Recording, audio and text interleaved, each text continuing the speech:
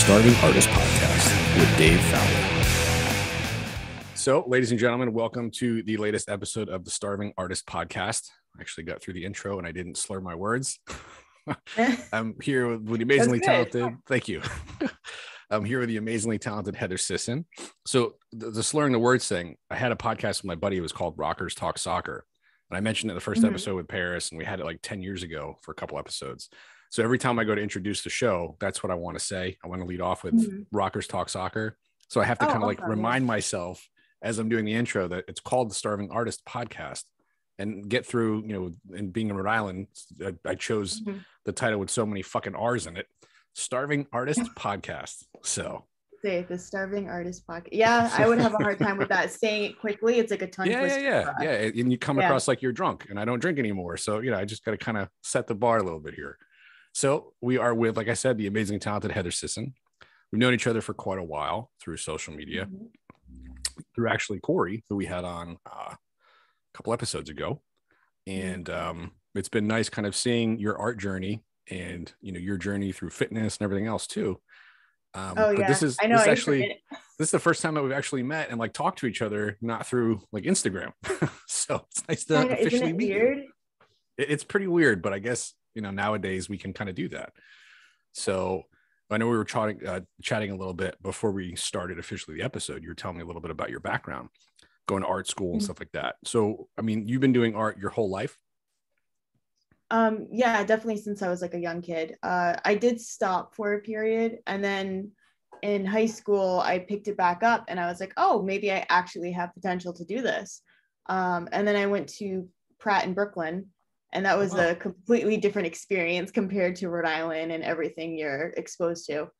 And I ended up being the bottom of my class all the way through. I actually knew a girl that went to Pratt years and years ago when I lived in Philly. We knew each other. But so that's crazy. So it's weird too. I feel like a lot of artists that I talk to, myself included, all started at a young age and then had a period where we just didn't do anything for whatever reason. There was that kind of just period in time of our lives that we didn't feel creative or whatever we didn't do, but then we came back to it. So when did you come back to it? I came back to it, I would have to say my junior year of high school. I took a long break because I realized I was getting attention for it. And then I just didn't see it for what it was. It wasn't something that brought me joy until much later because I had a lot of family issues when I was in high school. And it was just kind of my escape. And it was just a place that I just felt, you know, safe in. Okay. So did you always have the kind of mindset that you were going to go to school for art, or was that something that you just kind of decided later on? I think in the beginning, I was like, I'll just go to community college for something. I don't know what it is. Right. And then the second I got back into art, I was like, no, this is what I'm doing. I didn't expect to go to the college that I did go to. I applied as a joke. And me and one of my other friends applied as a joke, and I got in. And that was like really shocking to me. Yeah, it was just, I'm still shocked I got into that school because it's like an Ivy League art school. Sure. Yeah. And they did have conditions because my grades were suffering, and I did have to take a lot of extra classes. I had to get a tutor. I had to keep my grade above a 3.8 or I'd lose all my scholarships. So it was a lot of stress, a lot of financial stress because Pratt's really expensive. Sure. I think when I was going at the time, it was around $48,000 a year. And now it's about 78 after everything added. It's insane. It's for art. And I'm like you do get the education that they charge you for. I don't feel gypped at all. So because they were like, when you went, because it wasn't as expensive. Because I think the number one thing I got asked a lot about art school was why didn't I go to RISD? Because RISD's right there. And compared to Pratt, I always tell people Pratt is like the military art school. They're very serious about what they do. They believe that you should be very intelligent in what you're studying. When I went, they made me do history of graphic design, history of illustration. They made me learn how to market myself. To get into illustration, I had to do graphic design for 2.5 years. And it's because they wanted me to know how to make my own logo, how to use social media, how to use all the programs. They put me in a position where I don't need to hire anyone to help me. That's incredible. So that's why I felt like I really got my money's worth. And then I was very shy in high school too. I had a very hard time speaking to people. Right. So I went to New York City. which I mean, it's the so next like logical step. You know, I'm yeah, shy. so We I go to New was York. like super shy, super introverted, and now I'm really loud and people tell me to shut up all the time. And it's like a mixture of being between Boston and New York City and then experiencing all of it, you know. Yeah, that's crazy. Well, I mean, I know when we talked to Corey, he mentioned that when he was at high school, he moved to Texas. So it's kind of cool that Oh so yeah, I many heard people that I've story talked to, too. it's like they started and they just went somewhere totally different. You know, Paris went back to Greece, and you went Mhm. to New York. So I mean, for I mentioned I it think again. everyone needs that experience too of like just seeing a different way of life or culture. Sure. Before I went to New York, I actually went to Japan for 2 weeks. Oh wow. And that was back in high school because I learned Japanese for a few years. Oh wow. And I was very lucky that my school offered it because it was such Yeah, like an unusual thing. that's But a yeah, bucket after list thing for coming me is back from Japan. Japan, oh, it's so beautiful, so worth it. The food is the best I've ever had in my Yeah, life, like hands down. I love Japanese food, and it's different here versus there. It's like sure. American Chinese versus real Chinese. Right, It's right, right. different.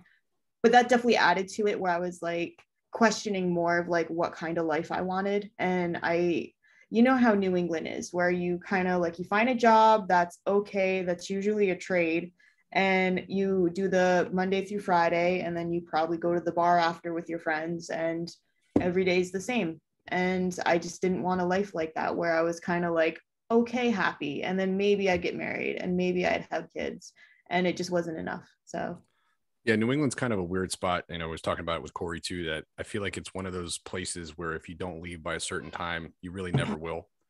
And or you boomerang, which I've yeah, done millions yeah. of I mean, times. I did too, but for everybody's got kind of their own reasons why they come back. But Mhm. it's a lot different coming back having been somewhere else. I mean, I was in Philly for 13 years. You were in Brooklyn. Like, these are real places with real people where Mhm. your thoughts and opinions are so different from by the time you get there and you've experienced life there. It's so different than what you thought it would be, what just Oh life in yeah. general outside of your small town here would be. So I mean, when you went to school, what was I mean, I can't even imagine what it was like to first get there. So I'm assuming you were in the dorms, you were living there, obviously. I um, think the hardest part was I couldn't sleep the first few weeks because it was so loud, and a yeah, lot of us would get blackout curtains and it's all lit up all night. sure, And it's funny because now I have to have a fan running because it's too yeah, quiet. yeah. So like it's weird how like there's certain things where it's like I can't sleep inside. Like I live next to the train station in NK, Yeah, and I love it because I love hearing the train in the middle of the night. It helps me sleep. yeah, And that it's sounds because pretty of New York scary. City. Yeah. And but yeah, it was a very good experience to grow up in. And it's humbling because in New England, people act very above themselves, is the nicest way to put it. And they're very like cocky and like full of themselves. You go to New York and they're like, okay, well, why don't you just shut the fuck up and go in the corner and you're not that important. And Yeah, like for Pratt sure. was, especially art school, they're very blunt about things. Like they're not like critiques wouldn't be like, they're not set out to be mean, but they're not nice. And if you don't know what you're walking into, you think it's horrific. And Sure. we even had like a hallway that people would go and cry in. Oh my God. And then we had every dorm in Pratt had a therapy office in it. Yeah, and we had one of the highest suicide rates. Jesus. I met one girl who I didn't meet her personally. One of our friends called us. She was stuck on the 10th floor of our dorm building because it became an investigation. And so like all of a sudden there was all these police in our dorm. And it was so she got invited to a dinner party with one of our friends, and his girlfriend was making everyone food, and she's like, okay, well, I have to step away for a minute, I just got to go pee. And they didn't think anything of it, and then she was gone for 30 minutes. She locked herself in the bathroom and hung herself with her boyfriend's belt. And Jesus Christ. she was a industrial designer. And them and the architects had unusually hard critiques, and they were known for being suicidal, which is really messed up. But That's terrible. Yeah, I mean, you think too, like art comes from such a personal place for a lot of people. And yeah, to and get you have kind to of learn how to not take it personally. That's the hardest part. I mean, that's hard even today, I think, for people too, because I think especially with friends, everybody's kind of like, oh, you're great, you're awesome, this is fantastic, because everybody strokes your ego a little bit, and then you kind of get around some people that are just matter of fact, and it's totally fucking different. Yeah. Yeah, That's like when it's funny. I have friends that ask me like, oh, I made this logo quick. How do you like it? Or how do you like my drawing? And I learned very quickly that I have two different opinions. One's the opinion of my friendship, and one's the opinion of me as a professional. Right. And I can't give my professional opinion to almost all my friends and family because they just can't handle it. I'd be like, and it's not even me being mean. It's just, I see stuff that they don't see, and I realize it. So yeah. That's like the phone calls with the friends. It's like, okay, do you want advice or you just want to vent? Which phone call is this? Yeah, because they for some reason, when people ask you what you think of something, they don't expect you to actually tell them the truth. Like, weird, I don't, right? Like, it's kind of like they're fishing. Oh, look what I made. It's like, that's great, but it's not going to work out because it looks like shit. And it's a really difficult place to be, especially with friends and family. Yeah, well, for sure. I get that. Well, I mean, you've got a pretty substantial kind of background to make those types of informed decisions and give your opinion on stuff. I mean, it's warranted. But so when you're going to Pratt, you got a new rekindled kind of passion for art again. What's the end game? What's the goal with art? Did you want to be an illustrator? Did you want to be a painter? At the time, they made me go for graphic design the first 2.5 years, so I could be able to market myself properly. And then the last 2 years were children books and publishing. And I knew I wanted to do books. I love telling stories, but it was very intimidating because we're learning. I think, what's a good way to put it? Our school is so tough, and people think it's like a walk in the park, and they think I'm just painting all day. Yeah. And I had 7 classes a week. 3 of them were history classes. One of them was World Civ. One was History of Art, which I had to take for 4 years. And then the other one was History of Illustration. And they wanted us to know exactly what we're talking about. So if we had a discussion with someone about art, we didn't sound like idiots. We're representing Pratt. So, and then at the same time, you're building your skill with studios. My illustration classes, I had season, which is considered failing at Pratt. So it was very hard to like bump them up to, I think, at least A- to be able to pass.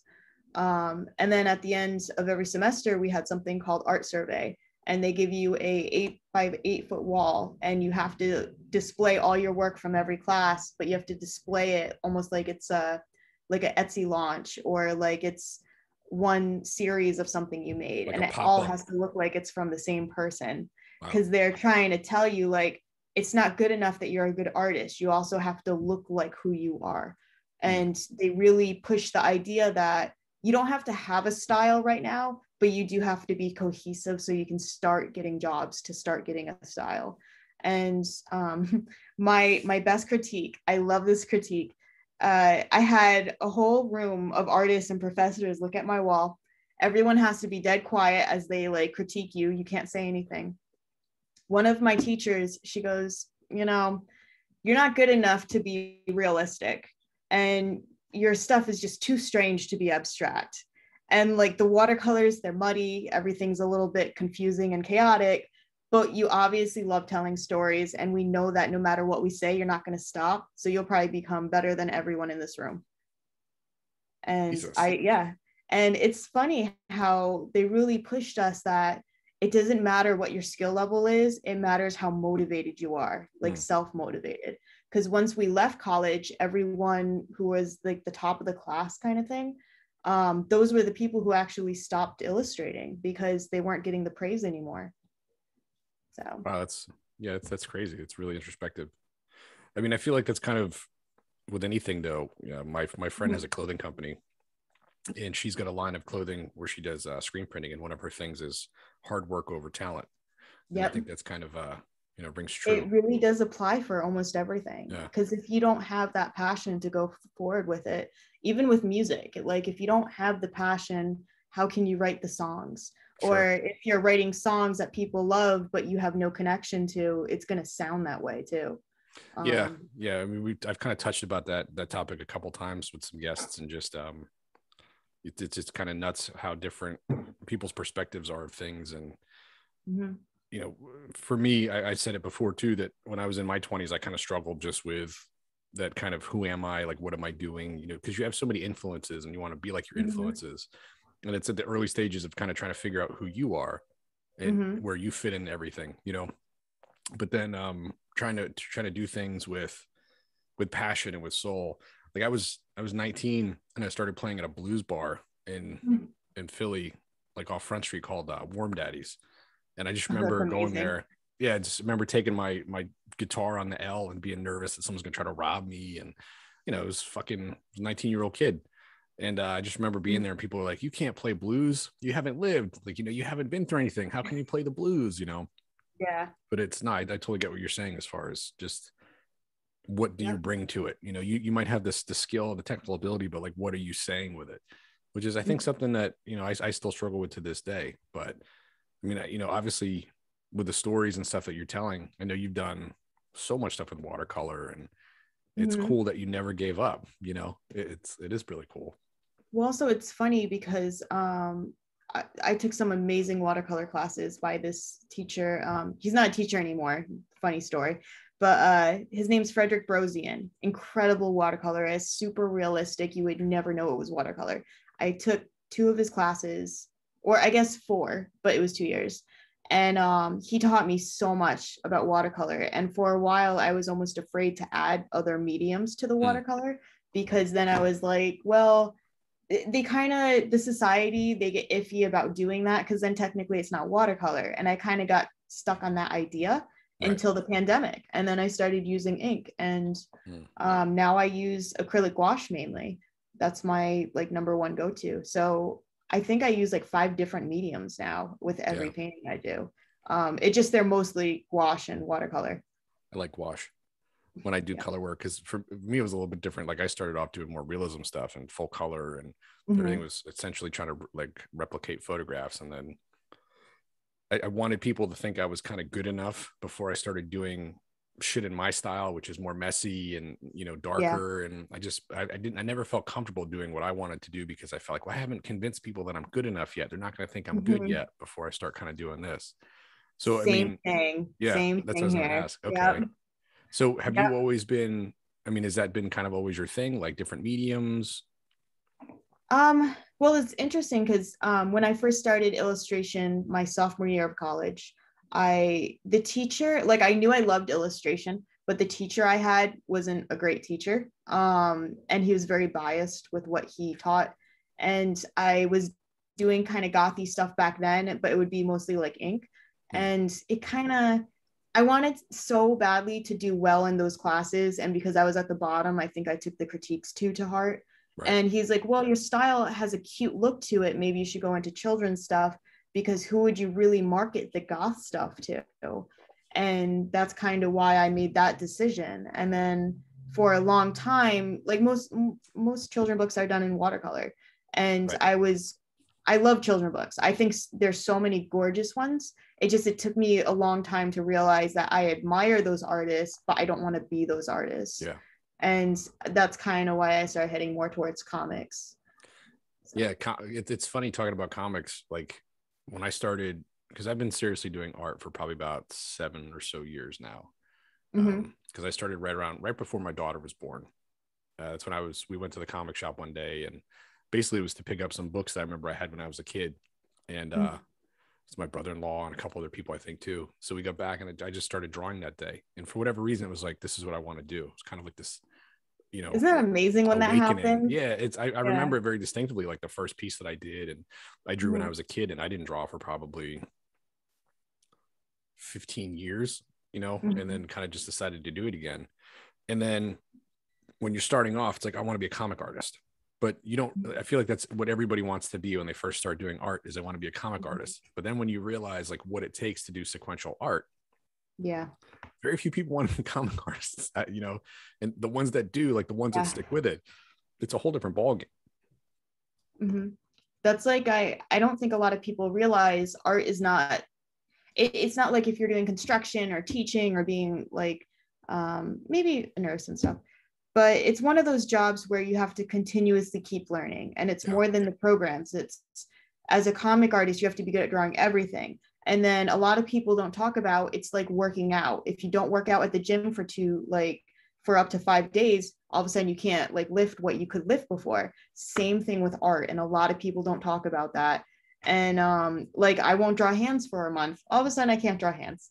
But if I make myself do it for like 2 hours, it just goes right back and I can draw them again. But I did notice that when I do projects now, I have to have like an ugly sketchbook where I just maybe doodle for like 30 minutes before I get into something, because I can't draw unless I warm up.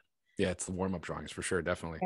And I think it's the best comparison is working out. You have to stretch first. Sure. I mean, it's the same thing. You know, it's muscle memory. It's knowing how to do stuff. I mean, you know, it's a really good comparison. So have you dabbled with digital stuff at all? I mean, I know that, you know, we talked about watercolor and the gouache. Very briefly a while ago, but it just wasn't for me, because I feel like with my stuff, you know, I purposely save my art for when I'm having a really off day, or all of a sudden I really want to hyper focus into an idea. And I don't get that with the computer. I don't get that kind of satisfaction. Yeah, it's weird, because for me, it was like almost the opposite. I started off doing everything traditionally. And I mean, I loved doing it, and the pens that I used. And then I was terrible at digital. I was so bad at it. And then one day I just kind of was like, you know what? I'm just going to spend as much. It was a comedian that I did. And it was the first like colored piece I'd ever done digitally. And I was like, you know what? I'm just going to spend hours on this fucking piece until it looks okay. And then after spending like 3 days on this thing, I feel like, I feel like I kind of cracked the code. I just have to spend enough time on this to get it to look good, you know, before it does it. So it was like kind of a progression for digital stuff. And then with the comic I'm doing, I started off traditional, and now it's all digital, because I feel like I'm almost faster digitally, and I can kind of get on the paper what I want better, you know, better and easier and faster. It makes me feel so much better knowing that you do things digitally, because I thought you were doing everything by hand, and I was blown away, and I was like, this is not fair that he can get this done this quickly. No, I mean, well, I did a traditional piece tonight. And before tonight, I hadn't done a traditional piece. I did an Elvis for my mother for Christmas. And that was the first, that's the last one I've done. So like December, you know, or November-ish. But I've been really doing the digital stuff, because with me, it's like the ink. You know what it's like to work with ink. Oh yeah, it's such a nightmare. So like that's the thing I think why I really like the digital stuff, is because if I want to be lazy, I can still be lazy and draw. You know what I mean? I don't have to prep. I don't have to prep paints. I don't have to prep pens and clean them and do all that stuff. Yeah, it is like, it's funny because that kind of stuff, I actually really enjoy it, because it separates me from the computer. But I also work, you know, designing all day too on a computer.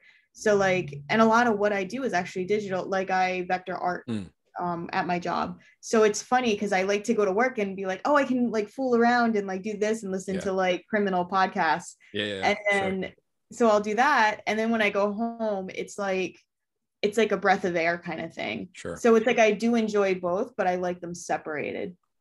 No, I totally get that. Especially when it's like, you know, when you do something for a living, it just puts a whole different spin on it. And that's why, like, for me, I guess I'm glad that I don't do art for a living, because it's nice to be able to say like, no, I don't want to do that. Hey, can you draw my dog? Like, no, I don't want to do that. Yeah. It's the worst feeling in the world, knowing you have to draw for a job when you don't want to draw. But then it's also a really good mindset to get into. But it's funny, in the last 2 years, art has become basically a full-time job for me. And I get a lot of people that tell me that, oh, it must be amazing to just draw all day. And it's like, no, it's a job now. It's a job. Well, not only that, like the drawing aspect of what you do versus, you know, the prep and the packaging and the ordering of supplies and all that stuff. Like, you know, but it's so cool, because you know, I'm going to post obviously the social links in the video description so people can follow you. But looking at your stuff, it's never just, here's this piece that I drew. Here's this piece, here's these stickers, here's the wax seal, you know, it's a whole presentation, which is fucking awesome. Like, nobody really does that. You know, it's such a unique thing to do. It's funny because I have to give Pratt that credit too, because all I can think of is in the back of my head, well, you did this, but show us what we can do with it. And they would always tell us that, like, how are people supposed to hire you when they don't know what to do with your work, and you have to show them. But yeah, that's definitely where my education helps. Yeah, I mean, they obviously gave you kind of, the knowledge to do that, but the follow through, that's all you, like, that's so cool that you still do that stuff. And I mean, it's exciting. Like some of the concepts that you come up with for the stickers, and it's like, fuck, I wish I thought of that. Like, that's genius, like it's That's nice awesome. to see. Thank you. Yeah. Well, it's nice to see like the Etsy store kind of pumping for people, because like Oh, I don't have Facebook anymore. I've been on Facebook for like 5 months now because my shit got hacked. I had an account since 2005 and just like it's lost not even everything. worth it. I don't even get jobs off of Facebook anymore. See, but that's like, I used, like, most of my business was from Facebook, and not having that now. Yeah, like not having that now. It's like, Instagram, the algorithms are so fucked up. Like once in a while I'll post a reel and it'll kind of catch, and then I'll get something from it. But for the most part, like social media today, like that knowledge that you have as far as promoting yourself and doing those things, like it's invaluable. You know what I mean? Like how do you kind of keep it together in this digital age now, especially during a pandemic where you're not doing shows as much as you used to do? I mean, we've talked about doing shows together in the future, and it's like, when the fuck are they, when is the next one going to be? You know what I mean? Like, when can we go and not be afraid of it? Well, the funny thing is, like I said, like I officially started freelancing maybe 3 months before the pandemic hit, and it was only like, I think I counted the jobs. It went from, I was working on maybe one big project and one small project, and then the pandemic hit, and then all of a sudden I had like 200. And Jesus. Yeah, within an 8-month period, because all of a sudden, like, I was in a job I really didn't like. It was still graphic design, but it just kind of like took it out of me. So I was really just going to work and then going to the gym and going home and sleeping, and that's it. And yeah, it's weird. I hate to say it, but the pandemic treated me really well, because then I was the first to be laid off in my last job because I didn't really get along with them. And then I had literally a full year off. I left that job May 13th. So it's funny. I was like on a Friday the 13th. And then I started my new job March 6th. Oh yeah. So it was March 13th to March 6th. That's when I was unemployed. Oh wow. Yeah, that's crazy. almost a whole year. And like, don't get me wrong, there was some very scary moments because I'm still paying my student debt and stuff. And I still have my car payment and stuff. Yeah. Thankfully, I was living with my mom at the time, so that helped a lot. Yeah. But yeah, it was very scary because then my mom, she actually became a truck driver during the pandemic. Yeah, I remember she that. had a house cleaning business and went, you know what, I'm gonna drive trucks. So 1 month during the summer, she's like, yeah, find a job, you're gonna live alone soon. So Jesus. I had to go from paying no rent to almost $1,000 on my own. Yeah. And I got a job, and then the freelancing kept coming in, and I just kept building and building. And the Etsy I started last summer, so that hasn't really, it's still pretty new considering. Yeah. But it's just so awesome to watch you like be successful, because I know how hard you work, and I don't know if a lot of people, they kind of see that behind it, because it's a behind the scenes thing that if you're not an artist, you probably don't really understand like the amount of work that goes into doing things. And it's, we have a tendency, a lot of people think it looks easy because we make it look easy. Well, because we always show like the finished pieces, yeah, totally. Well, it's easy to post a video with like a cool little song and some sparkle filters, and you don't see like 5 hours to make it. Yeah, exactly. And you don't see like the fucking 4 or 5 pieces that you've ripped up and you've thrown away, or the frustration that you feel because you can't do something the way you want to do it. And that's like, I always tell people I don't show what I don't like, and I make way more stuff I hate than I like. So it's like probably triple what people are actually seeing. And then I hate making videos. I hate it, but people enjoy it so much. So like it's one of those things. I know I need it for marketing because it's like the new thing. But when I'm working on a painting, I'm working on 3 paintings at a time. So, and it's because I'm impatient, and I work with watercolor and gouache, and I use a lot of materials where you have to wait for it to dry fully or you will hate yourself. Yeah. Or I went to Michael's and I bought one of these. They're my favorite like pens. They look like number 2 pencils, but they're pens. That's crazy. The black one, if you don't wait for it to dry and you go over it with a brush, it will turn everything blue. Jesus. That's what. I got so angry when I found that out. I was just like, I had to go take an angry walk because it just messed up everything Angry I walks did. are the best. Yeah, no, Yeah. I get it. I use parallel pens, which are for people that don't know parallel pens. It's like a calligraphy pen, but even harder to use because there's no curvature to it at all. It's just a flat piece of metal. Yeah, unforgiving. Very unforgiving. That's all that I use is parallel pens. Oh. So today I was working on a piece and I'm like, you know what? A little bit of a gray tone here. I don't really feel like getting, my ink and my kind of watercolor brush here. And I'm just going to go with my Copic marker. And I'm like, I touch it with a neutral, like 1. I'm like, fuck, this is an alcohol marker. It's going to I'll pull all that ink up, isn't it? Yep, it is. Yep. So it's like, fuck. All right. Well, time to get the white out, do this. But I mean, I use like super dark, very, very opaque ink. And it's very unforgiving, especially with those types of pens and cleaning them out. And, it's, I think that's why I like the digital stuff because it's just so much easier, but I have a few of those pens and I need to remind myself to like take the tops out and like let them soak in like the ink cleaner because it's just so gunked on, but I'm too lazy. So I use a lot of normal pens because I just get too frustrated. It's funny what you just said, like, oh, I'm lazy. It's like you are literally the antithesis of lazy to me, but to you, of all the stuff that you do, you still think in some way that you're like lazy about it. It's crazy. All right, you would appreciate this. So just today, I woke up at 6:30. I did commissions in the morning. I house clean on Saturdays, so I cleaned 2 houses. And then I went to the market and then I did more art and now I'm talking to you. That's perfect. Yeah. And that's a Saturday for me. And it's like, but like, I'm happy being that way. Like I'm happy being busy. When I'm sick, I am the most miserable person because I feel like I'm wasting precious time. Yeah. Totally. And especially like, I can definitely tell, like, I know you have kids and it's really hard to get that time in where you're not like interrupted. And so I'm sure you feel the same if you are not capable of getting to something when you could. Oh, totally. Well, even so you probably hear them in the background. I apologize.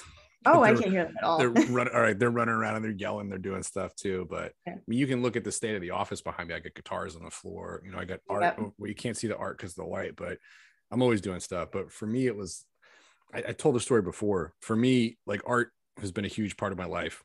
And it's the one thing that I love. As far as like things that you do, it's the one thing I love to do.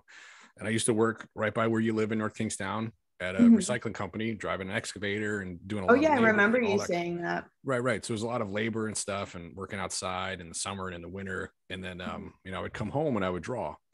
And there was a couple of nights. There was one night in particular I came home and I tried to draw and it just wasn't happening. And it made me so fucking depressed because it was like, this is the one thing that I really enjoy, that I love, and I can't do it effectively because I'm so fucking tired from my job, Yeah. So I was like, you know what I'm going to do? I said, you know what I'm going to do? I'm going to wake up tomorrow at 5:00 and I'm going to draw. That way, no matter what happens, I have that, whatever happens during the day, I've made that time already for myself. And I did it the next day and I've done it every day since. And it's been like probably 2 years now, That's amazing. That's the point I want to get to. Cause sometimes it's when you first wake up, that's when people are sometimes at their best. And it definitely takes a certain type of person to get the discipline. Yeah, no, it definitely takes to get used to, but like, I don't know, like I have a lot of people that tell me like, I don't know how you do it. And I get like, the commend, like the gist of what they're trying to say is like, wow, that's impressive. But for me, it's like, I'm just waking up early. That's all that I do. Like you'd be surprised what you can do with an extra 2 hours a day. You really could be surprised. So, I mean, it's just a discipline, but it's, that's the time that I get to kind of really do what I love to do uninterrupted. And no matter what happens, by 7:00 in the morning, I've already drawn for a couple hours. I've done some programming stuff on the side for a couple hours and, I got to get the kids to school and do all that stuff. But at least no matter what happens, I've got that time that I had. So if I can't get to the studio for the rest of the day, at least I've already got that time, But discipline. It's a really smart idea. It's so important to at least get like a piece in a day. Because like I said, it's like working out. You need it. Like you need to do it at least like 4 times a week, at least 4. Yeah. We'll have to hang out and I'll have to show you. I literally have hundreds of pieces of art that will probably never see the light of day, like sketchbooks filled. And, I post stuff here and there when I kind of want to. And it's just like I said, keeping up with the algorithms and social media, it's just such a pain in the ass sometimes. It's like not even worth it. Just need to decompress from it. But Like you were saying, you know, for every one Yeah, piece that you see, definitely. there's probably 5 pieces that you don't see, you know. But I know Yeah. you're super disciplined because you know, it wasn't just art. You had a whole fitness thing that you were doing. And I know your Oh fitness yeah. is and diet is a huge part of your life too. And people underestimate how much time and effort it takes to eat well. You know, they really do. It's funny because the eating part is actually, well, I can't say the eating part's the easy part. The meal prepping is easy for me because I Right. enjoy it. It calms me down. It's not overeating. That's my problem. I second Um, that. but it's kind of funny because that was another thing where I started that and the art at the same time. I literally did no art for maybe 4 years. And then I, the year before the pandemic in 2019, I went to go see an agent. I tried to get more serious about the children books. I went to SCBWI conference, which is a Society of Children Book Writer and Illustrator. I've gone to a few and they're really great. Like even if you don't want to be a children book illustrator, they have like young adult stuff and they have writers and a lot of stuff and comics.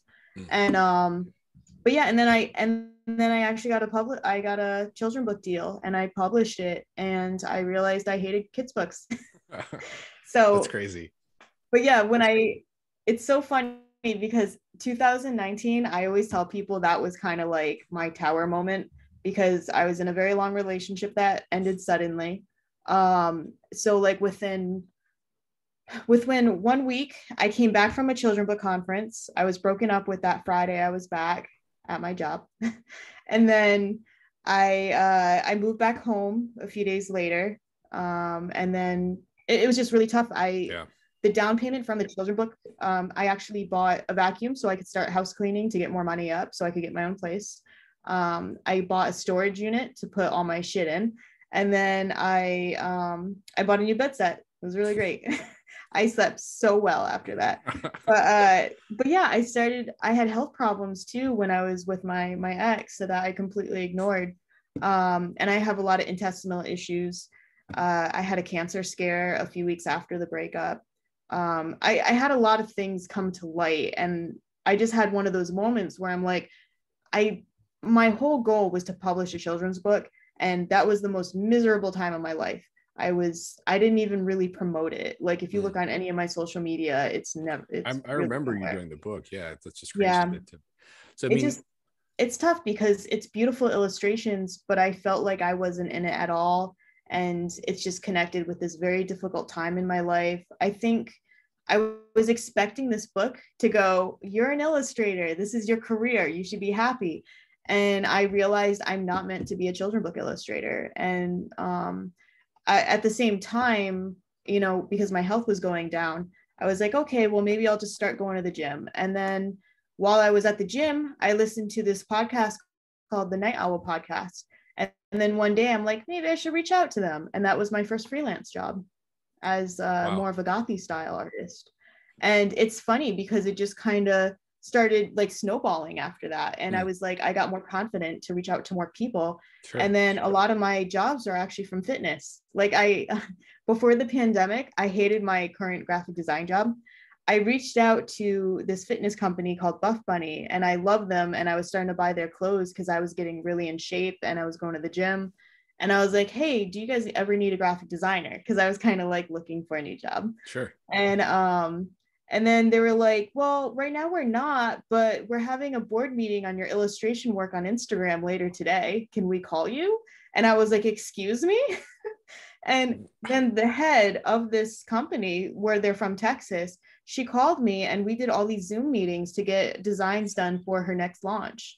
And you've seen them, they're on Etsy. Yeah, it's the heart, the lungs, the trachea, yeah. a few others. And in the end, they're so detailed, they were too difficult to do silkscreen, but it was such a big confidence boost. I got paid so much money for that job. It was great. That's And awesome. like That's so cool. it was like my first real official job where I'm like, okay, this is what I should be doing, because it was health related, right? But they let me make it gothy, and it was just such a nice combination of both. Sure. That's going to be a crazy kind of spot to be too. Like you go to a conference for something that you think is like, okay, this should be the pivotal moment. This should be the peak of like what I've been working for. And then you come home and your life is pretty much 180 degrees from what it was when you left to go to the conference. To go through all that and then not have that sense of satisfaction is going to be super fucking tough. So it was nice that you were able to kind of, you know, I can't imagine what that would be like the fact that you didn't just kind of give up.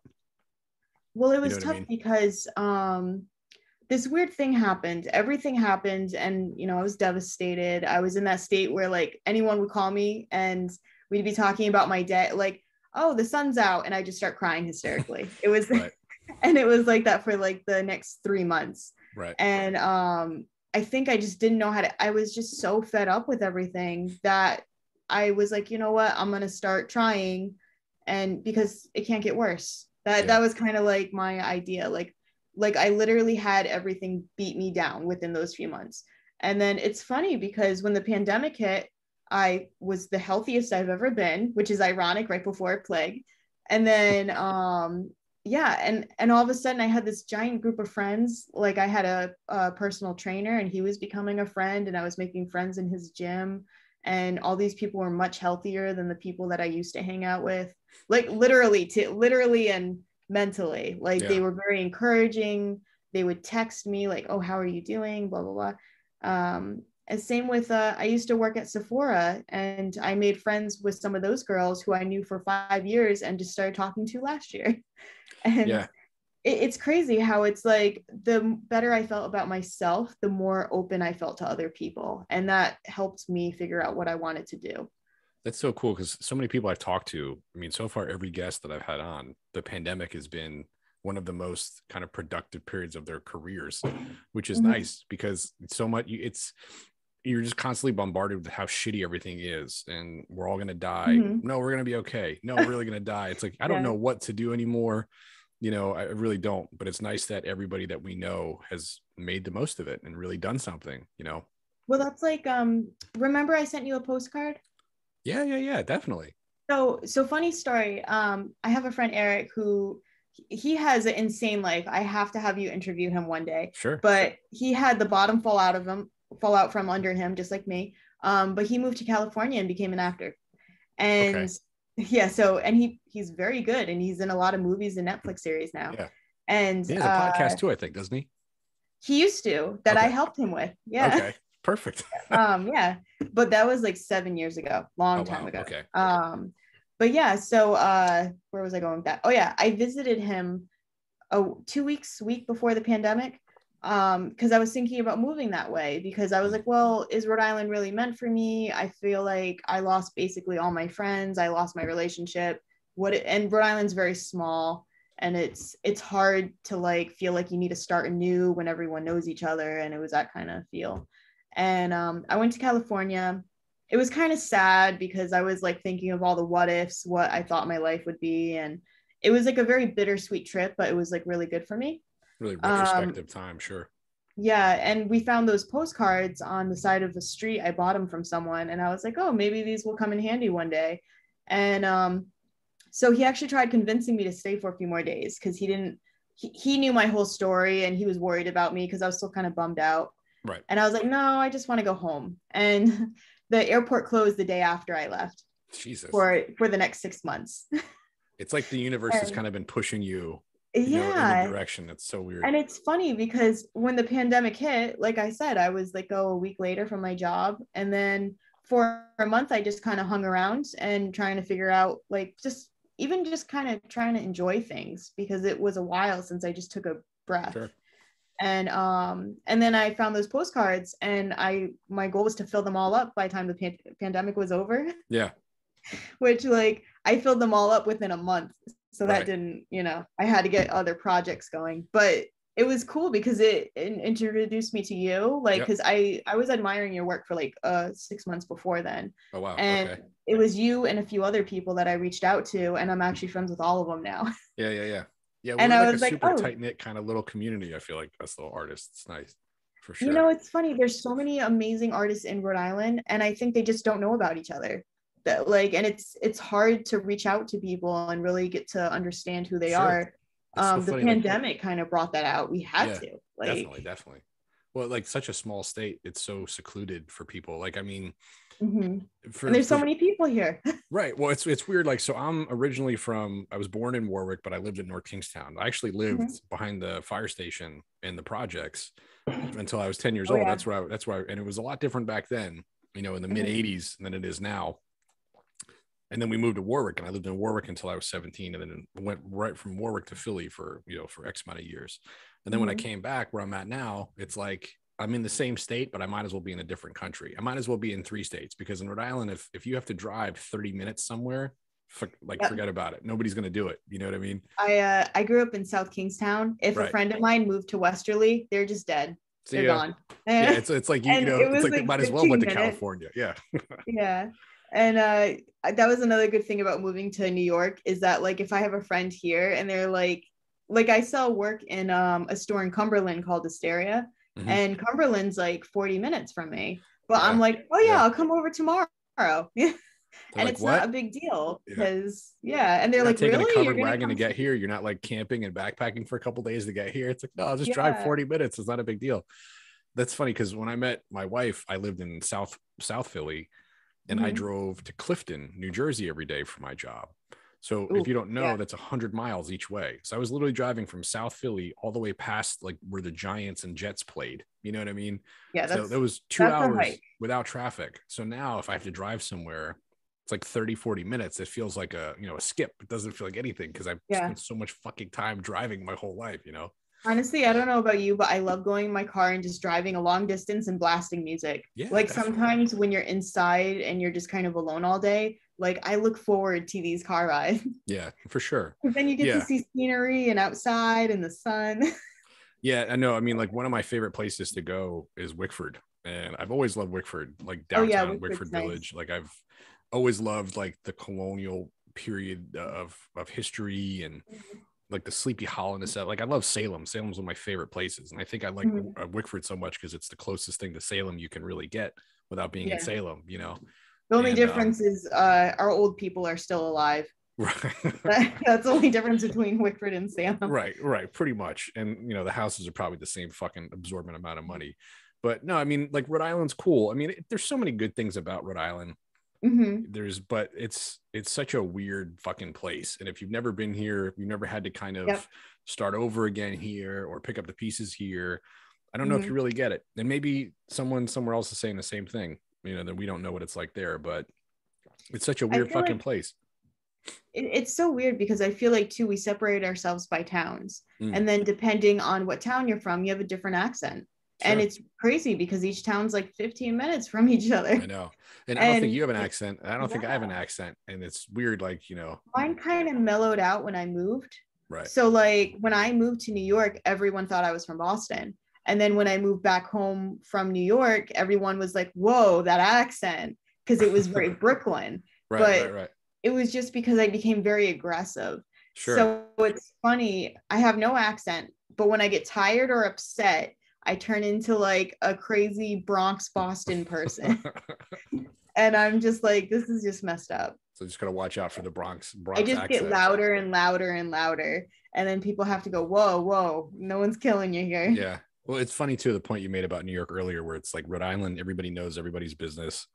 In New York, like last time I was in New York, I saw a guy walking down the street in a literal chicken costume, and nobody gave a fuck. Nobody batted an eye. This guy's literally walking down the street dressed as a chicken, and nobody gives a shit.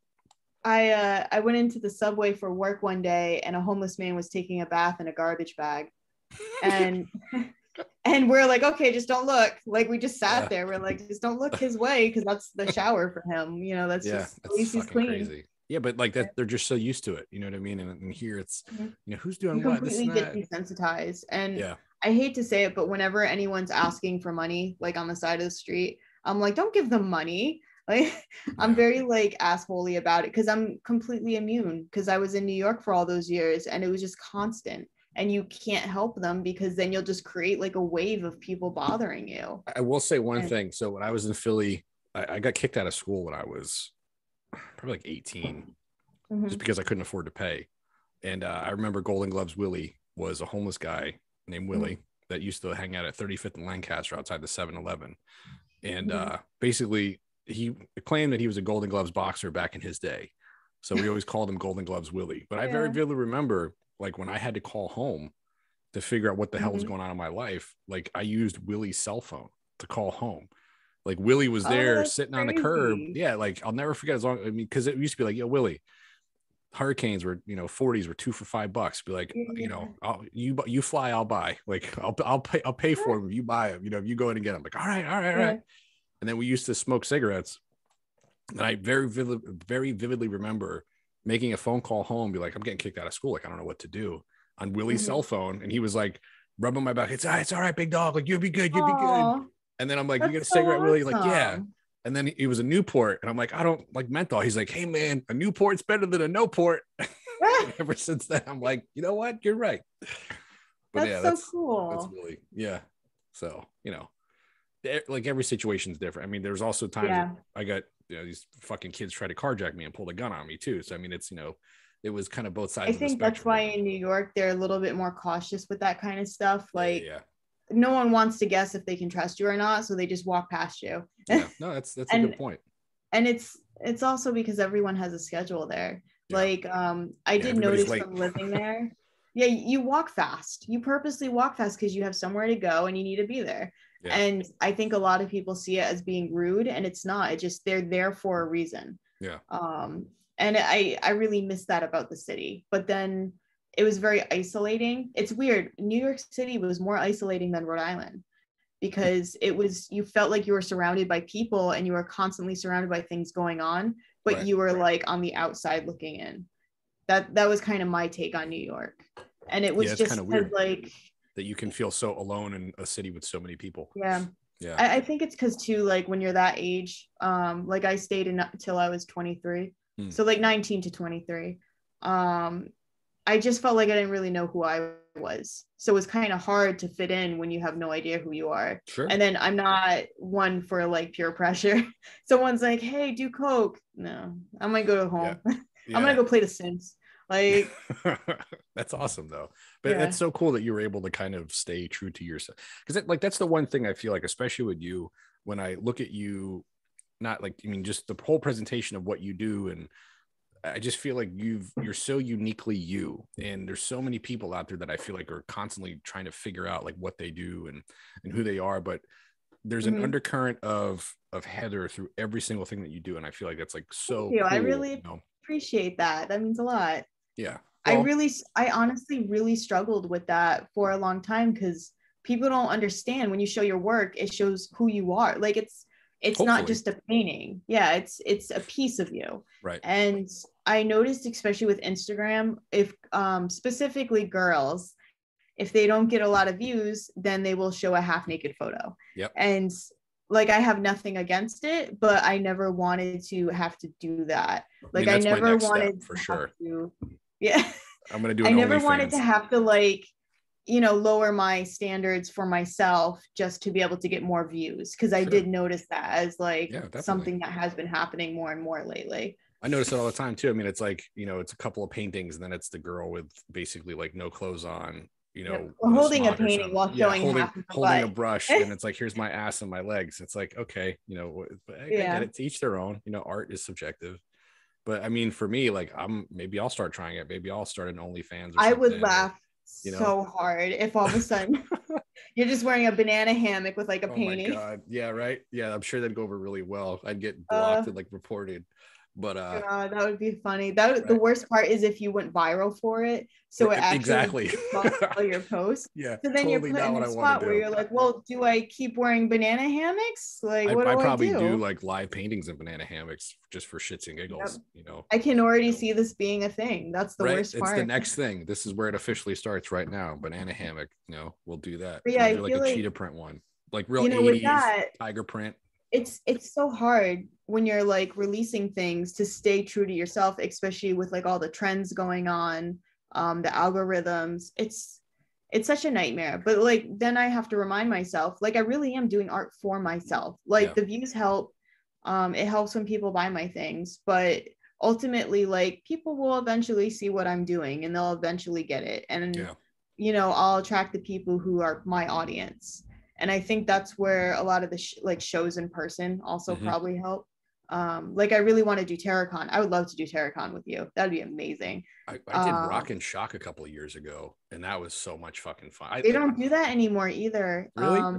They got rid of it 2 years before the pandemic, 1 year before the pandemic. I think I might have done the last one then. I just remember I was at the urinal and going to the bathroom. I look over and I'm like, holy shit, it's Malcolm McDowell standing right next to me. Oh my God. Like, what do you do? You know, like, do you say hi? Yeah, make it weird. I was like, just looked at him. He's like, hello. You know, I'm like, hi. Oh my God. Like, what the fuck do you do? You know? But yeah, that was amazing. A good time. I love that. I used to, I think the last Rock and Shock I went to had Trivium playing because we would go to the Palladium and then we walk across the street to the Rock and Shock. Yeah. And it was such a cool idea, such a cool event. I don't think they were making enough money off of it. And the people that were in charge of it just decided to stop doing it a few years ago. That sucks. That was the last time I hung out with my friend Jackie because she's a big horror fan too. And her was her boyfriend at the time. It's now her husband. They live in New Orleans, but we kind of met when I lived in Jersey and kept in touch. And, you know, it was just an awesome time. Like I had a really good time there. And I like those types of shows because, I mean, especially with my type of shit, I mean, I'm very much into the dark, macabre.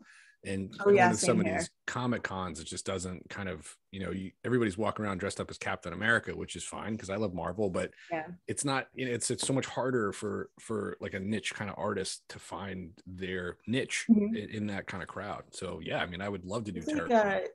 I went to my first Comic Con this past year. I was helping a friend with her shop, but it was funny because we couldn't have two vendors at a table, but I sell my stuff in her shop. So we found a loophole where I could still sell myself because I sell it in her shop. This is the store in Cumberland you're talking about? Yep. Okay. And so she went to Comic-Con for 3 days and I helped with one of the days, but she let me, as payment to me, she let me sell my own stuff, which was really cool because it was like kind of like a test run without really paying for anything. Sure. And I did notice that there's a lot more illustrators at Comic-Cons now, like that are different. But I did get the vibe that everyone wanted fan art versus what I was making. Yeah, totally. Yeah, I was just like, it's like the same thing. Yeah, well, it's because even if you make your own comic, you know, if it's not recognizable, it's not going to be popular. And I feel like that's where TerraCon would be like a little better because at least it's more like the style I like. Sure. Like I love Comic-Con, but I feel like TerraCon would be more. Or some kind of like vampire ball or something like that. I would be down to do any of those things for sure. Yeah. I mean, my book, because I'm doing Terrificon at the end of July in Connecticut, which is one of my favorite shows to do. It's always it's a beautiful venue. It's so easy to get to. Parking, like everything about it is fucking great and easy and smooth. And that's like my goal for my book to have it done by then, to get it for, you know. Oh, that would be amazing. Released by then. Because, you know, Fantasy Zone, let me give a shout out to Fantasy Zone in North Kingstown. Do you know that comic shop? It's a used bookstore and comic shop. You know where Newport Creamery is? I might have been there once or twice, but I haven't been for a very long time. Okay, but it's right across the street from like where Newport Creamery is. Oh yeah. So I know it's right there. So that was the first comic shop I ever went to when I was a kid. And then when I came back here 4 years ago, that was one of the first places I went. They were still there and it was still the same owners. And I get to bring my kids there now. But so we've developed a really close relationship with them. They kind of call us like their second family. So they're going to carry the book that I have. And they're actually going to be at Terrificon, like with a variant cover of my book. So it's like, I have to get it done, you know.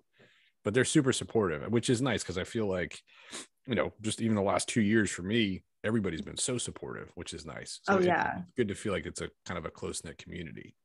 So, you know, you were talking about being in like New York, like where do you see yourself? Do you see yourself going anywhere? Like, is this kind of where you're going to kind of stay for a bit or?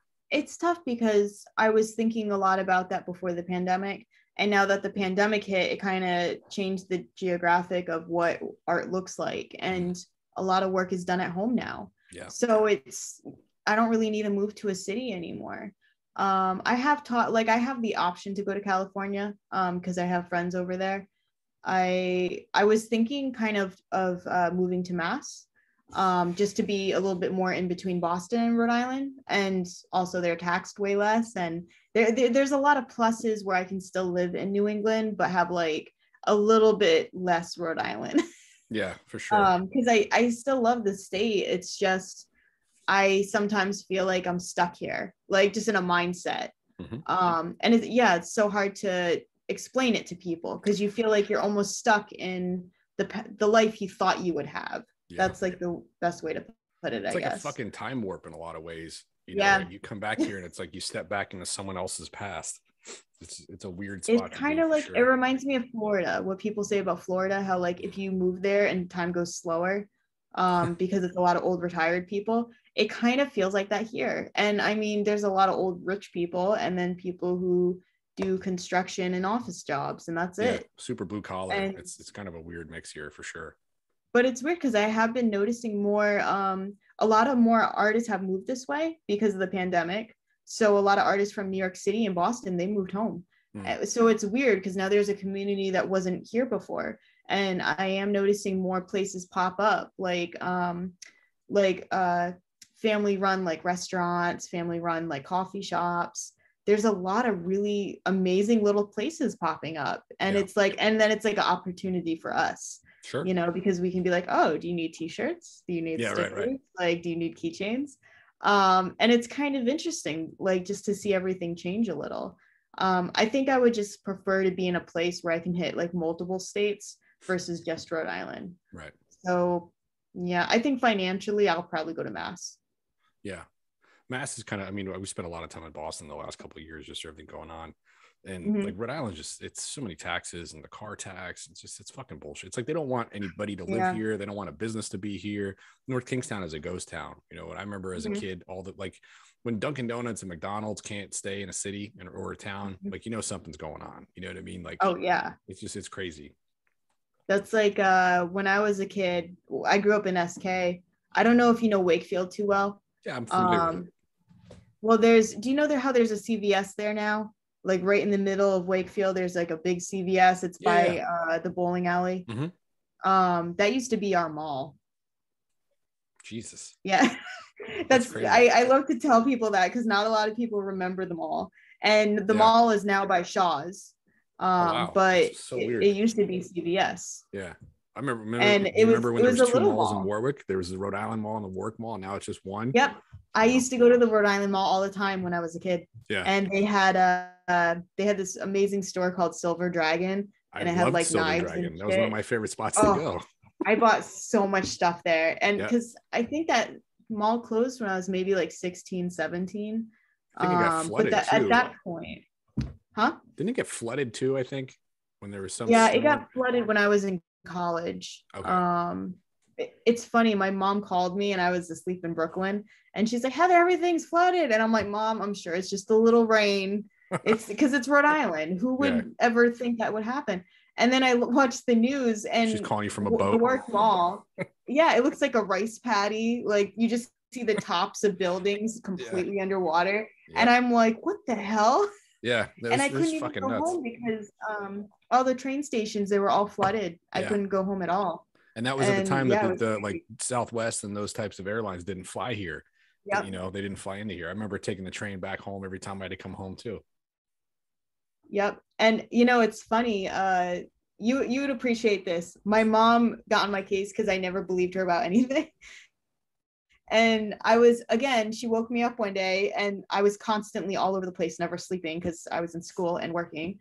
And she's like, Heather, there was a plane crash by you. And I look over and I went, oh yeah, there's the plane. Oh my God. And that was when it flew into the Hudson. Oh, wow. Okay. But, yeah. My dorm wasn't that far. Like later that night, me and my friends we were like, you guys want to have a barbecue on the pier and watch the plane? And we're like, yeah. And by the way, that was completely illegal and we did it. And but yeah, we followed it all the way down the river and it was like freezing. And then we set up this miniature barbecue thing and then the cops got called on us. So one of my friends, he grabbed it, not thinking about the charcoals and the grease, and he just threw it in his bag. And he put his backpack on and we were all booking it down the alley. And all of a sudden he started screaming because the oil was going down his back. Oh my God. And I was like, I'll never forget that. I have so many weird stories like that. It's like. Yeah, I have a bunch from Philly too. Just, I mean, the shit we used to do. It's worth to leave Rhode Island just to get these weird stories about shit you shouldn't have done. Oh, I have story. I mean, 13 years living there and then like 4 or 5 years in Jersey. I have so many stories from so many places. but maybe one day I'll do myself on an episode. I'll just kind of tell all You this should. the I'm fucking I'm stories. very curious to know like the full story of you. Yeah, it's crazy. But when were you in college? I left Rhode Island in September of 2003, and I went to Drexel, and then I went to Drexel for a year. So basically, it was less than a year, because I started off, my first day in Philly was move-in day, and went there in September. I think it was the 17th was my first day in Philly, and then I was here, bounced around a couple of dorms until the summertime. So because there was semesters, or no, terms rather. So like you were 3 months here, 3 months there, and 3 months somewhere else. So I had the one term, like it was around the summer of 04 that they turned my card off. So I would have to not, and I was in another dorm, because it was basically the dorm that all the kids that were still there over the summer where they lived. So you had to move to this dorm. And then I remember like having a knock on the window, and the security guard had to buzz me in. And I didn't have a meal plan anymore. Like I just racked up probably like $60,000 in debt to the school, because I had, there was nothing. It was on my own. And then I was the only guy living in the dorm. Well, because I said, you know what? Fuck it. I got 3 months in this dorm. What's another couple of grand on my bill? You know what I mean? Like, I already owe so much money. What's another 3 or 4 grand for the term? So I was living in the dorm full time, and I went and got a job as a horse carriage driver in Old City. So I was wearing a 3-piece suit and a top hat, giving horse carriage tours at Independence Mall. That's amazing. But yeah, I mean, but then, it's there's a lot, but it's funny. Yeah. But the art thing is it's a little bit easier than trying to drive horses and all that shit too. So, but I have seen a guy get a DUI in a horse carriage. That was pretty fucking nuts. That's amazing. Yeah. Because you basically, like, not to get off topic, but the horses, like the carriage itself, you had a spot under your bench that just had a little curtain. You could put whatever you want. Most of us would put like our backpack or water. This guy Mike had like a fucking 30 rack of beer. So he gets pulled over. Oh yeah, they're strict with that. So he gets pulled over, and I'll never forget, the cops like move the curtain, and they're just beer all, like, he's like, oh, so I took him off the horse. That's so, I wish I could have seen that. It was probably so worth just to see it. It was fucking nuts. And it was crazy because there was 2 horse companies. So there was the Philadelphia Carriage Company, and then there was 76 Carriage Company. And it was very much like Star Wars, where you had the rebels and the Empire. Because one of the companies was super rich. They had all the nice horses. They had all the nice carriages. All their employees had out like the same uniforms. Then you had us, which was basically like the motley crew of horse carriage drivers. Half of them were drug addicts. The other half were who knows what. But I'll never forget, the stable owners his name was Bashir. He was from Iran, and Han He, his wife, who was from North Korea. So it was fucking insane just dealing with them on a daily basis. I can imagine. Yeah, but it's a lot of good times. A lot of good times. I'll do an episode for later. But so for you, getting back to you, the guest here, I know that like the children's book didn't kind of go well. You get to the point where you're like, fuck, what am I doing with this children's book now? Like, what's next for you? Is it just continuing to kind of build up a store, build up a presence? I know you do a lot of stickers and.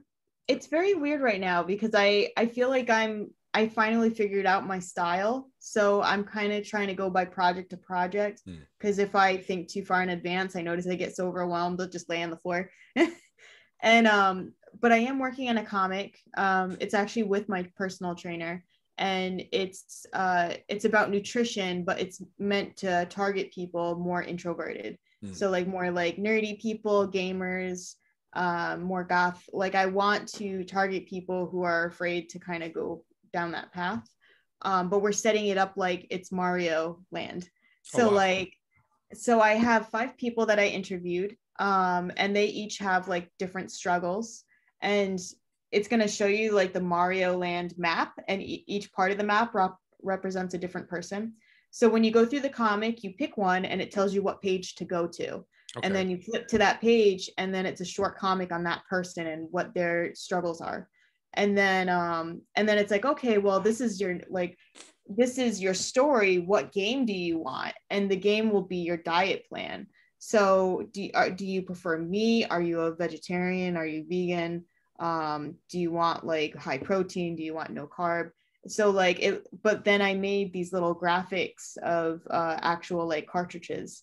So you get to pick one, and then it makes you flip to another page. Oh, wow. And then that page explains the diet to you from a trainer's point of view.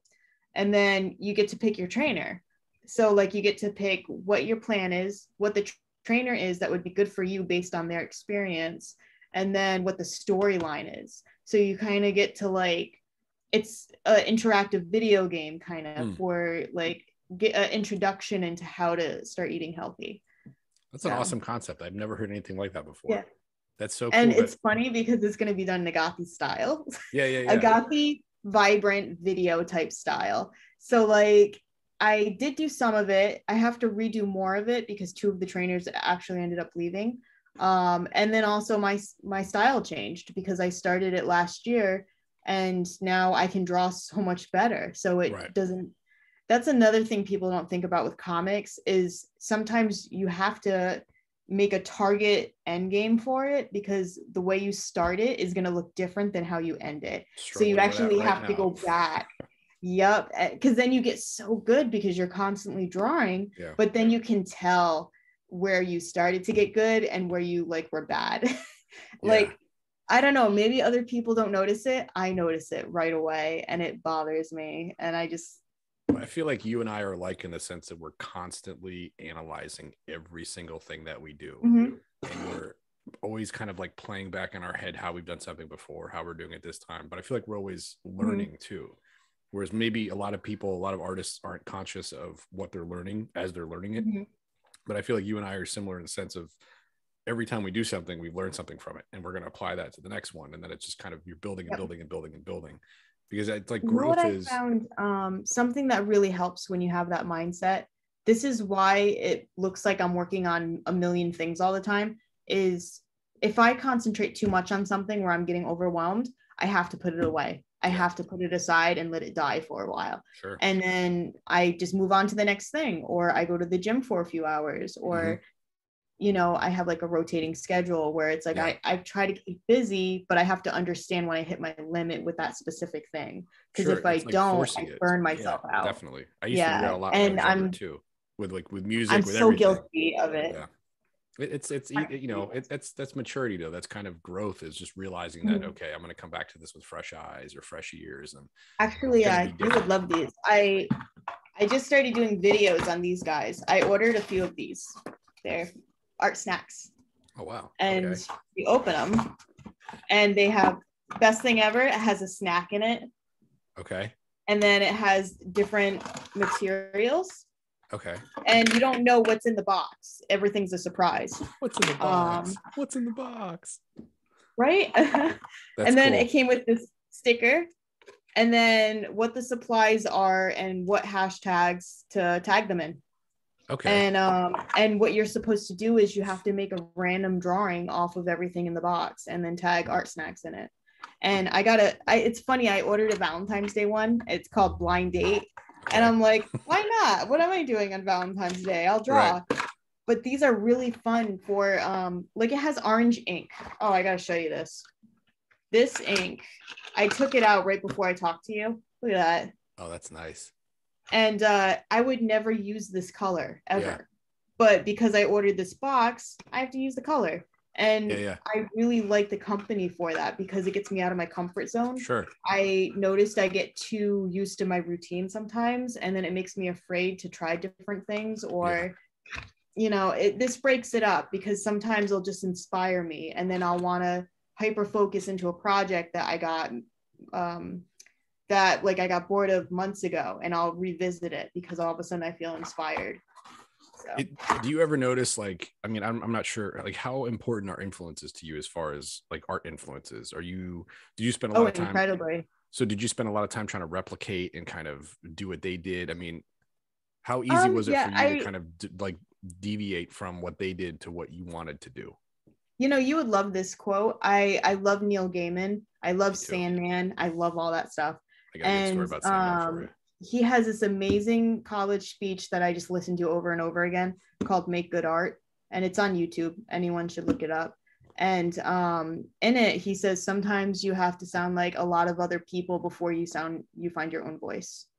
And I really like that idea where, like, that's good. I mean, you know, sometimes I look up random stuff on Pinterest. There's this one artist I love. I forgot her name, but she's called Rainbow Artist on Instagram. I'll send you her stuff. But I actually reached out to her, and she's very famous in Comic Cons, and her stuff looks like, what's that thing that was really popular when we were kids, like the rainbow binders, and Lisa Frank. About. Okay, I know what you're talking about. And so think of Lisa Frank, but in comic form. Oh, wow. Okay. And that's what this girl does. And I actually reached out to her, and she's the one that recommended acrylic gouache to me. Right. And I was really shocked. She like got back to me, and she gave me a list. And that's so crazy. A lot of the artists I love are on Instagram, or I listen to SVS a lot, which is School of Visual Learning.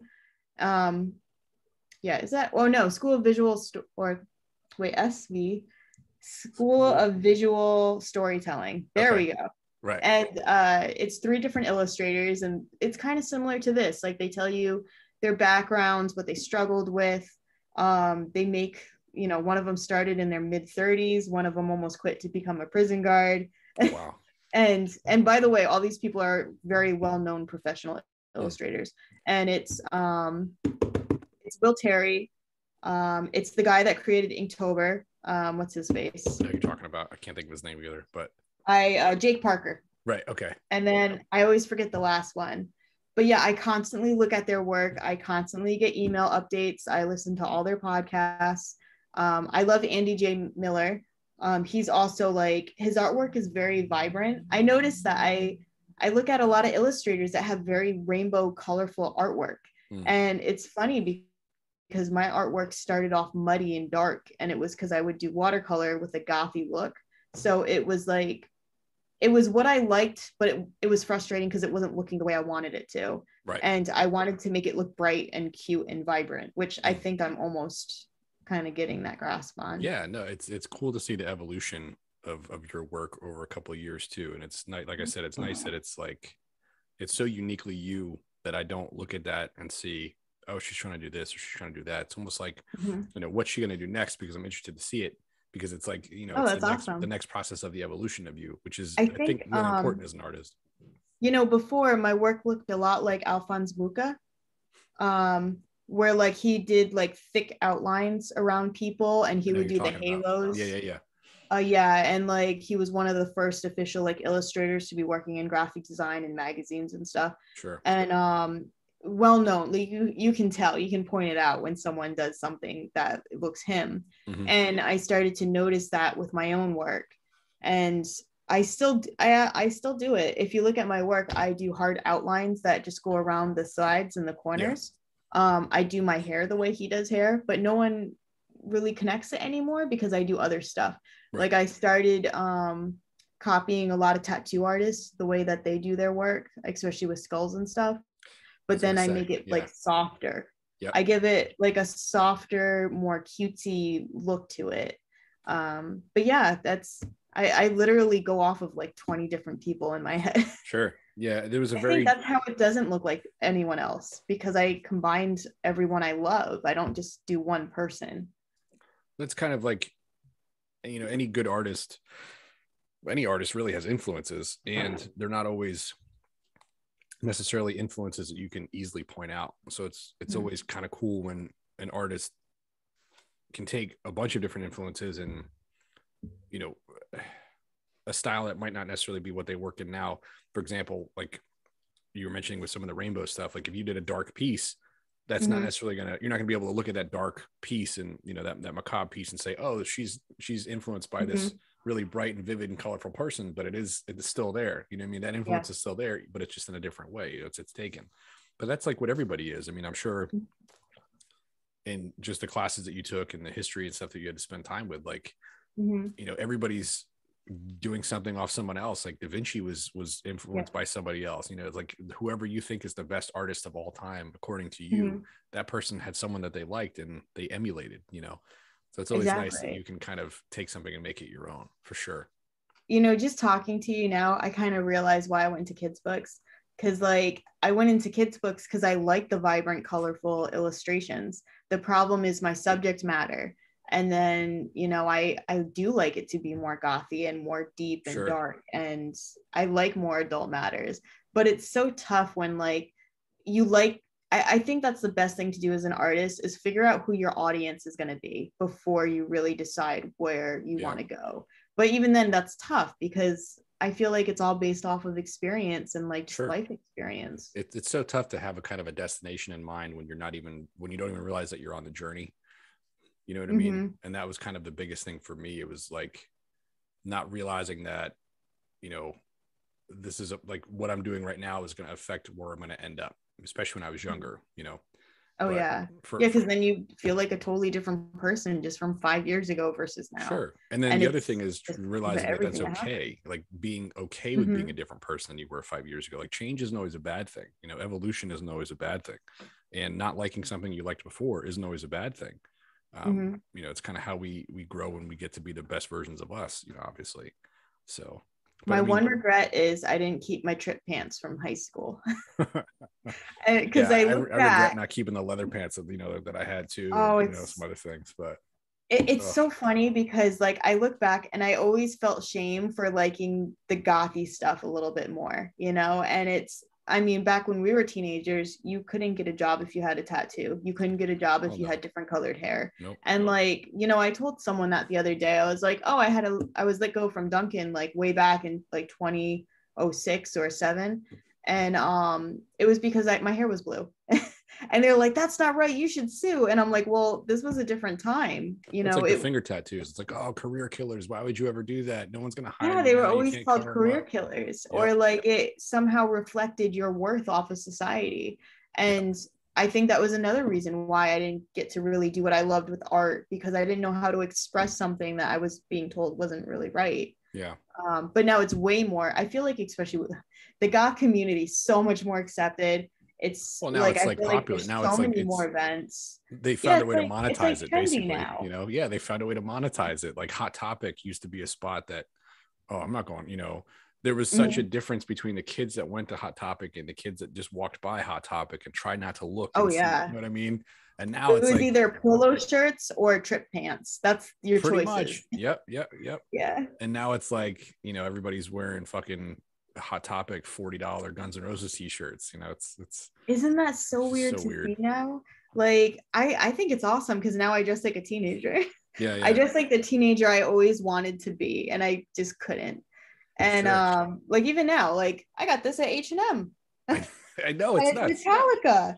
I think I got this at like maybe Walmart or something. I don't even know, but I mean, I walk around most of the time look like a fucking homeless Viking anyway. So yeah.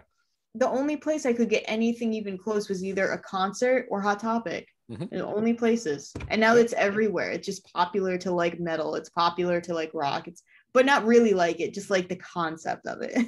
It's it's the same thing. It's like now, like what you show other people you are before you meet that, like first impressions now are this is considered acceptable for first impression. Trendy shirts and these bands that, you know, most people don't know. And you know, it's the whole cliche, like the whole dad memes, like wear a girl shirt, name me 12 songs from that band, you know. So but it's weird too because we're kind of like getting closer to 40 now, and I don't feel like I'm almost 40, you know what I mean? Like I got a Frankenstein and a Shredder figure right here. I got Swamp Thing behind, you know what I mean? It's like I got comic books, and like I feel like I have the coolest 17-year-old kid's room ever, you know what I mean? Yeah, I feel the same way. I have like behind me, you can kind of see I have that little octopus on my bookshelf where you can like, it's upset right now, but you can turn it inside out and it's happy. And I'm like, the stupid stuff I buy, like I finally have my own apartment. I'm almost in my mid-30s, and that's the shit I buy. Yeah, totally. And it's comic stuff. It's like toys. I want those. I saw a giant plushie of a taco. I'm gonna buy that soon. I'm a huge Frank Miller Sin City fan. So the comic shop I went to, they gifted me this today. So this is all the women of Sin City. Yeah, that is amazing. Right? Sin City is like one of my favorite things. So it's true. It's like we're finally able to live out the teenage years that we never were able to, because I feel like our generation was kind of like shunned Not or only at that, least like we half of were it. like fucking working too. You know what I Because mean? I We were the think, generation that had to get part-time jobs while we were still in high school. Like it wasn't, yeah, my first job was at 15. yeah, me Um, too.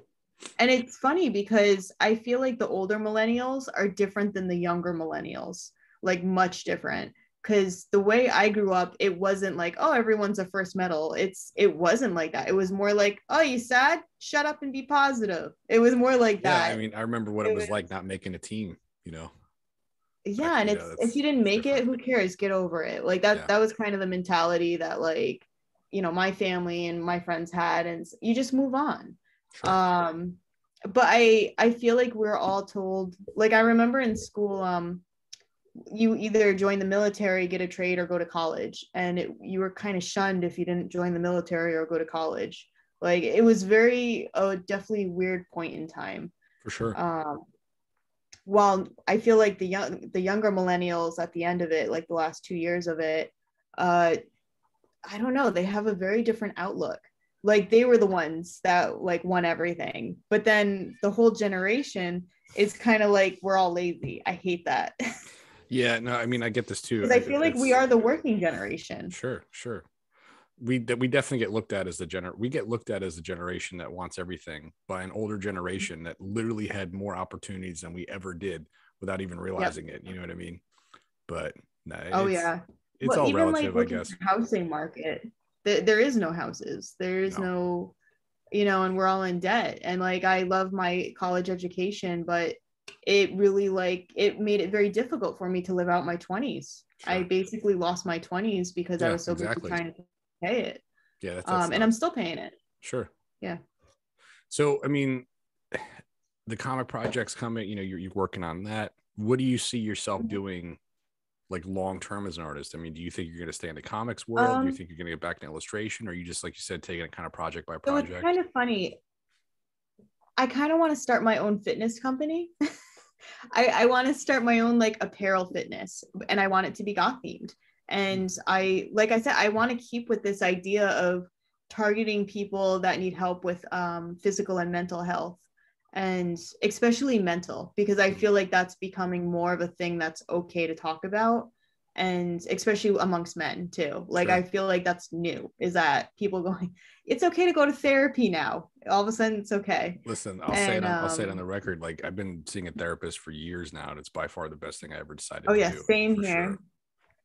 I talk very openly about it. I get to work and I'm like, okay, guys, I'm gonna run out 10 minutes early because I need to see my therapist and I'm fucked up. Like, and I feel like people need to be more open about it. Sure. There's no shame in it, and it's just you trying to better yourself. And same thing too.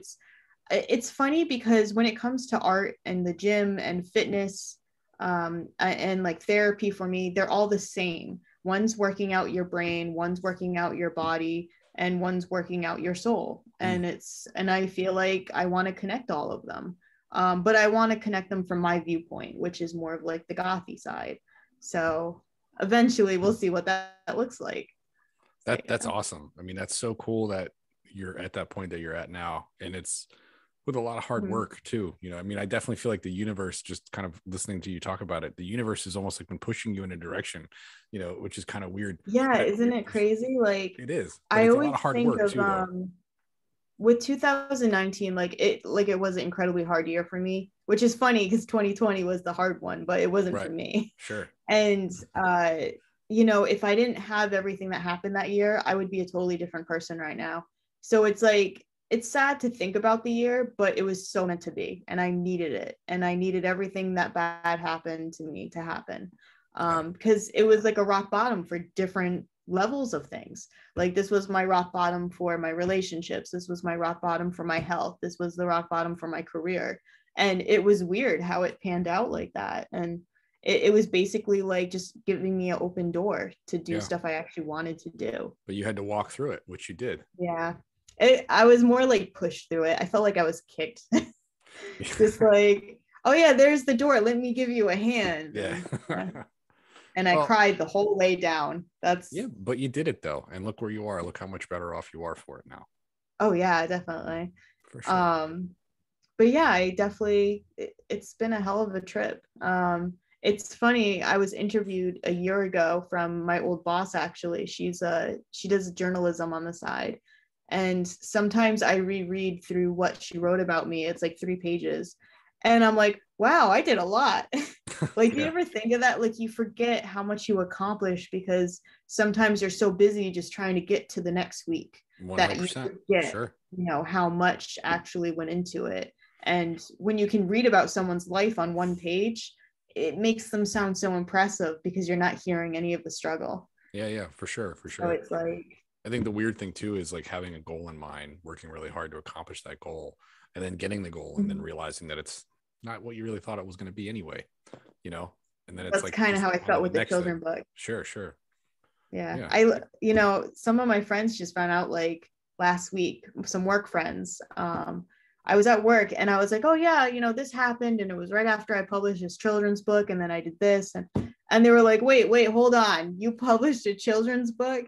And I was like, yeah, it was nothing. And I'm just kind of go on with the story, and they keep interrupting me because they're like, they want to know more about this random book I published. And it's just kind of crazy how little it means to me. And it sucks because it was a good experience. Like, the people I worked with were great. I wasn't too into the story, but the illustrations came out like adorable. But yeah, it goes to show you if your heart's not there, it's not there. Well, I mean, it might not seem like it was anything important, but at the same token, I think it was hugely important just in the sense of like what it told you or what it demonstrated to you that your life wasn't going to be, so it kind of made you kind of reset a little bit and maybe try to go down a little different path.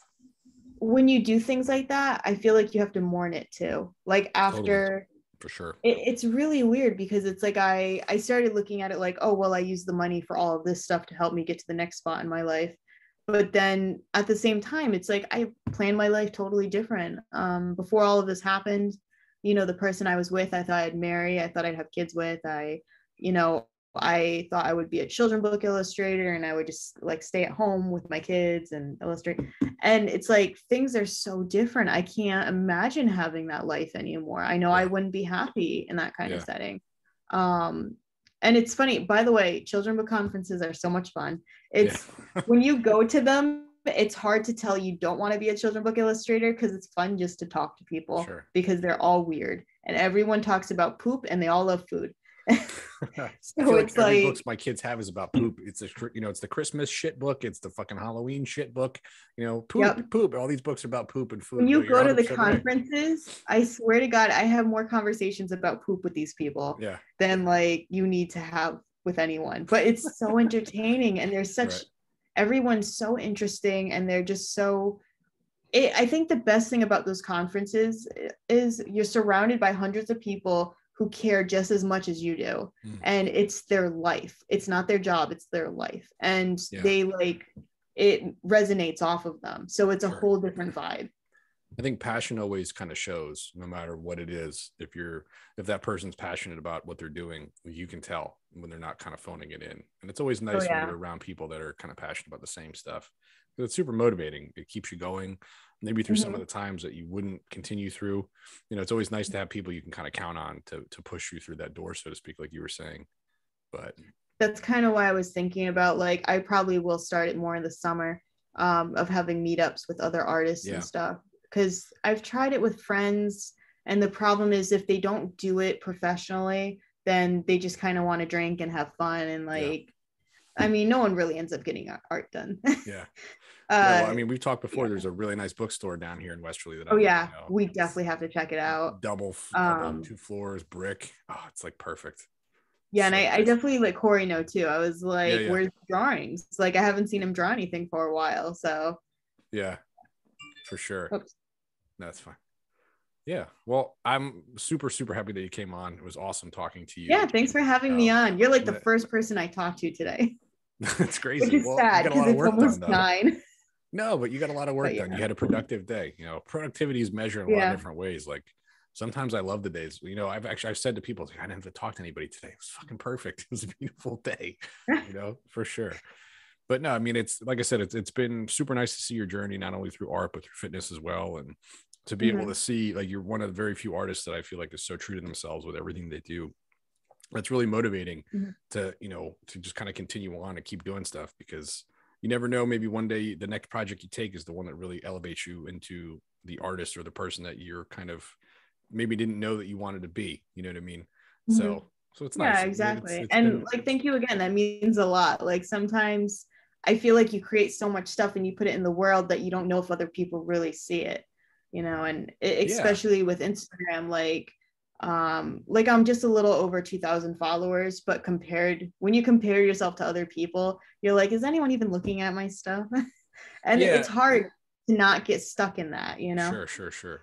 Well, I mean, I think that, you know, you obviously you have the knowledge of what to do and how to do it, but you're still putting out something that's like unique and organic and real. So it's not just, you know, you're not successful, you're not cool because you know how to market yourself. I think you have a really fucking cool product and you have a cool niche, and you can tell that you put your heart and your soul into it. And I think that speaks a lot. And it's nice that you're able to kind of do that, especially in today's environment where things are so disposable and so quick. And, you know, it's literally just people thumbing through hundreds of posts an hour, and, you know, yeah, exactly. It's a much different kind of spot to be. But, you know, like I said, it's been awesome having you on. Look forward to having you on again soon. Make sure to, I'll put all your links and stuff in the video description so people can check it out. Ladies and gentlemen, follow the Starving Artist podcast online. You can listen to us anywhere that you listen to podcasts. And we are also on YouTube. So got all the bases covered. But it's been a pleasure. The amazing Heather Sisson, everyone. Thank you for having me. Thank you. We'll talk to you soon. Thanks, guys. The Starving Artist Podcast with Dave Fowler.